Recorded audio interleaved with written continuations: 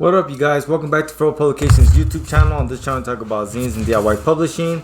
And as you guys know, I publish a comic book zine called Feral Comics, avid comic book reader, and I just got my mail from my local comic book shop, which is an hour and 30 minutes away.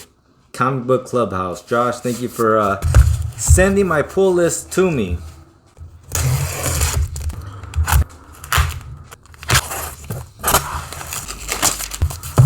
So here's what I got.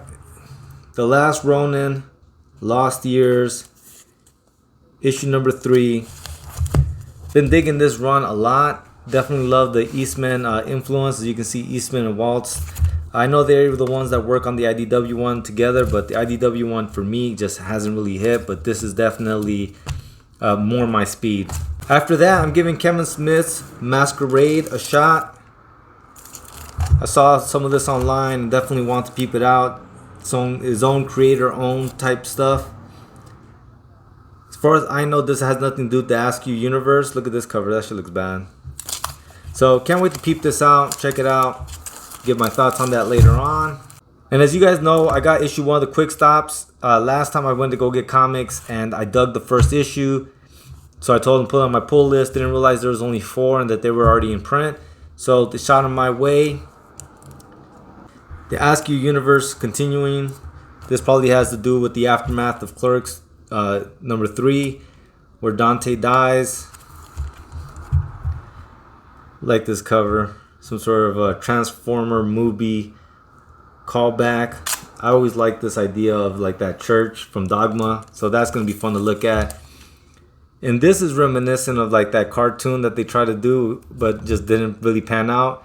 There's an episode of that floating online, which probably be fun to check out. So as you can see, a lot of Kevin Smith stuff in here for me to read and peep out, and then to continue the Lost Years of the Ronin. I don't know why the Frank Miller Presents Ronin Book 2, the latest issue, for some reason is not shipped out yet.